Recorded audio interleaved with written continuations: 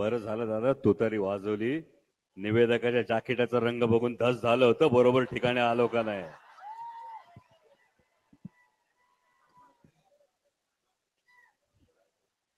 आदिशक्ती तुळजाभवानी, उभा हिंदुस्थानचा आराध्य दैवत छत्रपती शिवाजी महाराज आणि छत्रपती शिवाजी महाराजांनी या महाराष्ट्राच्या मातीतल्या माणसाला जगावं कसं हे शिकवल्यानंतर याच मातीतल्या माणसाला शेवटच्या श्वासापर्यंत स्वाभिमानाने लढावं कसं हे शिकवणारे छत्रपती संभाजी महाराज यांच्या पवित्र स्मृतींना अभिवादन करतो. आजच्या या शिवस्वराज्य यात्रेच्या सभेसाठी मंचावर उपस्थित असणारे निष्ठा, स्वाभिमान आणि लढवय्येपणा याचं महाराष्ट्रातलं मूर्तिमंत प्रतीक आपल्या सर्वांचे मार्गदर्शक राष्ट्रवादी काँग्रेस शरदचंद्र पवार पक्षाचे प्रदेशचे अध्यक्ष नामदार जयंतरावजी पाटील साहेब, माजी मंत्री बाळासाहेबजी पाटील साहेब, युवकांचे प्रदेशचे अध्यक्ष महबूब भाई शेख, विद्यार्थीचे प्रदेशचे अध्यक्ष सुनीलजी गव्हाणे, मान्य आमदार शशिकांतजी शिंदे, उत्तमरावजी जानकर, जिल्हाध्यक्ष सुनीलजी माने, प्रभाकरजी देशमुख, अभयजी देशमुख, व्यासपीठावरचे सगळे मान्यवर, सगळे पत्रकार बंधू, सगळे आजी माजी पदाधिकारी, आपण सगळेजण सगळ्यांना जय शिवराय. कारण खूप उशीर झाला याची पुरेपूर कल्पना आहे, पण आज सकाळी 9 वाजल्यापासून खरं तर टेक ऑफची वाट बघत होतो. आधी पुणे एअर ट्रॅफिक कंट्रोलच्या परमिशनचा प्रॉब्लेम झाला, नंतर एटीसीची परवानगी मिळाली आणि टेक ऑफ व्हायच्या आधी हेलिकॉप्टरचा प्रॉब्लेम झाला म्हणून हेलिकॉप्टर बदलावं लागलं आणि त्यामुळे यायला उशीर झाला. त्याबद्दल मनापासून खरं तर तुमच्या सर्वांची, व्यासपीठावरील सर्व मान्यवरांची, आपण सर्वांची दिलगिरी व्यक्त करतो. आणि इतका उशीर झाल्यानंतर सुद्धा एवढ्या मोठ्या संख्येने तुम्ही जे जमलात, याच व्यासपीठावरून अनेकदा संबोधन केलेलं आहे, पण ज्या संख्येने तुम्ही एवढा उशिरानंतर, म्हणजे आता जवळपास 3:15 वाजलेत, एवढ्या उशिरापर्यंत तुम्ही बसलात, ही ग्वाही आहे, ही साक्षी आहे. मान खटावचा आमदार हा महाविकास आघाडीचाच होणार हे तुम्ही ठरवलंय. कारण आपल्या लोकप्रतिनिधीविषयी वेगवेगळ्या गोष्टी सांगाव्या लागतात, अभिमानानं आपण सांगतोय का नाही. पण मान खटावनी चमत्कार बघितला. बहुतेक जयंत पाटील साहेबांनी त्यांच्या भाषणात त्याचा उल्लेख केला असेल. म्हणजे कोविडच्या काळात जो काही चमत्कार या भागात बघायला मिळाला, बघितलाय का नाही. हा, काय बघितलं चमत्कार. मयत माणसं जिवंत झाली, मयत माणसं घरी गेली आणि या माणसांना जाण्या येण्यासाठी जो निधी होता तो जर कुणाच्या खिशात गेला असेल तर मला खात्री आहे मान खटावच्या सूज्ञ मतदारांना नक्कीच ती बातमी वाचताना प्रत्येकाला वेदना झाल्या असतील की 2019 मध्ये जे मत दिलं होतं ते मत कुठल्या वाटेनं गेलं हे पाहून प्रत्येकाला वाईट वाटलं असेल. ही आजची परिस्थिती. आता आज काय झालं, आज खरं तर उशीर होत असताना येताना पाहत होतो, बातम्या पाहत होतो,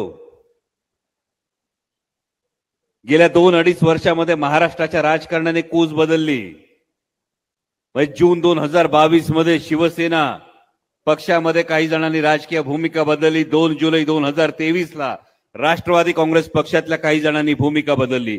प्रत्येकाने सांगताना काय सांगितलं तर प्रत्येक जण विकासाच्या गोष्टीसाठी गेला.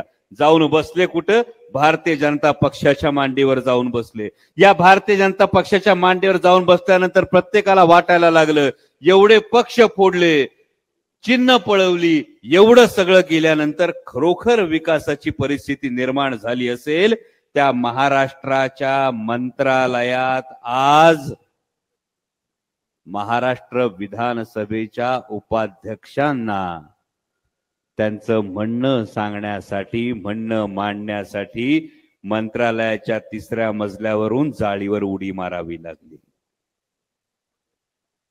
ही इतर कुठली परिस्थिती नाही, महाराष्ट्रातल्या सत्ताधाऱ्यांची परिस्थिती आहे. महाराष्ट्रातल्या सत्ताधाऱ्यांपैकी असलेल्या महाराष्ट्र विधानसभेच्या उपाध्यक्षांना पेसाच्या भरतीची मागणी सांगण्यासाठी, आपलं म्हणणं आदिवासी बांधवांचं सांगण्यासाठी जर मंत्रालयात विधानसभेच्या उपाध्यक्षांनाच उडी मारावी लागत असेल तर ही गोष्ट अधोरेखित करते की महाराष्ट्राचं सरकार सर्वसामान्य मराठी माणसाच्या हिताचं राहिलेलं नाही. हे सरकार कसलं झालंय? सरकार फक्त जाहिरातीचं झालंय, सरकार फक्त योजनांचं झालंय. आणि हे योजनांचं जाहिरातींचं सरकार होत असताना आपण बघतो आता एका पाठोपाठ एक योजना येतात, पण योजना तुमच्यापर्यंत पोहोचण्यासाठी पेपरमध्ये पानाच्या पानं भरतात का नाही? जाहिराती, रंगीत जाहिराती, आणि दिसतात 3 फोटो. खर्च किती होतोय? 270 कोटी. या रंगीत जाहिराती तुमच्यापर्यंत पोहोचण्यासाठीचा खर्च आहे 270 कोटी. आज साताऱ्यातल्या पेपरमध्ये आली की नाही माहित नाही, पण साताऱ्यातल्या मुंबईतल्या पेपरमध्ये जाहिरात आहे, योजना दूतांची जाहिरात. 270 कोटी फक्त जाहिरातीचा खर्च. याच्या पलीकडे जाऊन 50,000 युवकांना 6 महिन्यांसाठी 10,000 रुपये देणार योजना दूत. म्हणजे योजना तुमच्यापर्यंत पोहोचवण्यासाठी खर्च किती? 300 कोटी. म्हणजे 270 आणि 300 570 कोटी तुमच्या खिशातले काढलेत. कशासाठी? सरकारची जाहिरात करण्यासाठी. पण मराठी माणसाला चांगलं माहिती आहे, त्यात तर सातारा जिल्ह्याला परफेक्ट माहिती आहे का जाहिराती बघून साबण विकत घ्यायचा असतो, सरकार नाही. जाहिराती बघून आपण साबण घेतो, आपण तेल घेतो, पण जेव्हा सरकारला एवढ्या जाहिराती कराव्या लागतात तेव्हा खरं काय असतं? जे चकाकतं ते सगळं सोलं नसतं, जे वरडू वरडू सांगतं त्या सरकारचं काय खरं नसतं, हे आपल्याला माहिती. पण तुमच्या सगळ्यांचा मनापासून खरं तर आभार मानेन. लोकसभा निवडणुकीच्या वेळी तुम्हाला सगळ्यांना आवाहन करण्यासाठी आलो होतो आणि लोकसभा निवडणुकीमध्ये तुमच्या सर्वांचं मनापासून अभिनंदन करेन, कौतुक करेल की लोकसभा निवडणुकीत तुम्ही जो कौल घेतलात, हा कौल घेतल्यानंतर, कारण यावेळी संपूर्ण देशाचं लक्ष लागून राहिलं होतं. एकीकडे 50 खोके एकदम ओके चालू होतं, दुसरीकडे इन्कम टॅक्स, सीबीआय, ईडी म्हटलं की भल्या भल्यांनी बोट सोडून वेगळी भूमिका घेतली होती. आणि यावेळी महाराष्ट्राकडे लक्ष लागून राहिलं होतं संपूर्ण देशाचं. आणि हे लक्ष अशासाठी होतं की महाराष्ट्र हा 50 खोक्यात विकला जाणार, की महाराष्ट्र इन्कम टॅक्स, सीबीआय, ईडीच्या दबावाला बळी पडणार. पण तुम्हा मान खटावकरांचा मनापासून मी ऋण व्यक्त करतो की लोकसभेला तुम्ही दाखवून दिलं महाराष्ट्र विकला जात नाही, महाराष्ट्र कुणाच्या दबावापुढे झुकत नाही. हा छत्रपतींचा महाराष्ट्र स्वाभिमानानं उभा राहतो. आणि स्वाभिमानानं एकदा महाराष्ट्र उभा राहिला की तुतारी वाजल्याशिवाय राहत नाही. ही काळ्या दगडावरची रेग आहे. आणि त्याच पद्धतीनं येणाऱ्या विधानसभा निवडणुकीत ठरलंय, विधानसभा निवडणुकीत काय वाजवायचं? बळकट हातात मशाल पेटून त्या मशालीच्या उजेडात तुतारी वाजवा, म्हणजे महाविकास आघाडीचं सरकार आल्याशिवाय राहणार नाही. ही महत्वाची गोष्ट, कारण ही निवडणूक केवळ विधानसभेची निवडणूक राहिली नाही. 2 मराठी माणसांनी या महाराष्ट्रामध्ये निर्माण केलेले पक्ष फोडण्याचं पाप कोणी केलं असेल तर ते भारतीय जनता पक्षाने केलं. आज हरियाणामध्ये निवडणूक आहेत. हरियाणामधल्या मतदान, बहुतेक उद्या मतदान होईल हरियाणामध्ये. पण हरियाणामधल्या मागच्या निवडणुकीची परिस्थिती काय झाली? मंत्र्यांना सुद्धा हरियाणामध्ये मतदारसंघात जाता आलं नाही. मंत्र्यांना सुद्धा हाताला धरून लोकांनी बाहेर काढलं. का बाहेर काढलं? तर सर्वसामान्य शेतकरी बांधवानं जेव्हा 3 कृषी कायद्यांच्या विरोधात आंदोलन केलं तेव्हा या शेतकऱ्यांच्या वाटेत जर तारेचं कंपाऊंड टाकलं, खड्डे खोडले, अश्रुधुराचा मारा केला, लाठ्यांचा मारा केला. हा कोणी केला? भारतीय जनता पक्षाने केला. आणि हरियाणातल्या शेतकऱ्यांनी ठरवलं तुम्ही आमची वाट रोखली, आता तुमची वाट लावल्याशिवाय राहणार नाही. भावा, जर हरियाणामध्ये ही परिस्थिती तर महाराष्ट्रात काय वेगळी आहे? तुमच्या कापसाची वाट लावली, सोयाबीनची वाट लावली, कांद्याची वाट लावली, दुधाची वाट लावली. या सगळ्याची जर शेतकऱ्याच्या ताटात माती कालवण्याचं पाप कुणी केलं असेल तर ते भारतीय जनता पक्षाने केलंय. आणि त्यामुळे भारतीय जनता पक्षाच्या राजकीय स्वप्नांना मूठ माती देण्याचं काम आता महाराष्ट्रातल्या शेतकऱ्याला करावं लागेल. महबूबभाई बोलले असतील, रोजगाराच्या विषयी सांगितलं असेल. तुम्ही सध्या टीव्हीवर एक जाहिरात बघत असाल,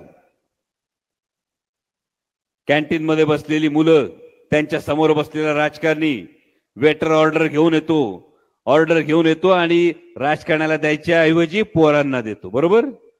बरं वाटतंय का असं बघायला? तुम्ही जर हॉटेलात गेला आणि तोंडावरची ऑर्डर जर वेटरने दुसऱ्याला दिली, बरं वाटतंय का? जर हे बरं वाटत नसेल तर तुम्ही कसं काय सहन करता? तुमच्या पोरांच्या तोंडासमोरचा रोजगाराचा घास हिरावून जर गुजरातला दिला जात असेल, जर महाराष्ट्रातून बाहेर पळवला जात असेल, तर याचं उत्तर घ्यायचं असेल, याचा जबाब घ्यायचा असेल, जाब विचारायचा असेल तर तो भारतीय जनता पक्षाला विचारावा लागेल. भारतीय जनता पक्षाचे गृहमंत्री आणि भारतीय जनता पक्षाचे गृहमंत्री असताना भारतीय जनता पक्षाच्या गृहमंत्र्यांच्या, मान्य उपमुख्यमंत्र्यांच्या जिल्ह्यात 240 दिवसात 213 बलात्कार होत असतील तर हे सरकार माता भगिनींचं नाही, हे सरकार शेतकऱ्यांचं नाही, हे सरकार युवकांचं नाही. आणि म्हणून येणारी विधानसभेची निवडणूक ही भारतीय जनता पक्षाला चले जाव म्हणण्याची निवडणूक आहे.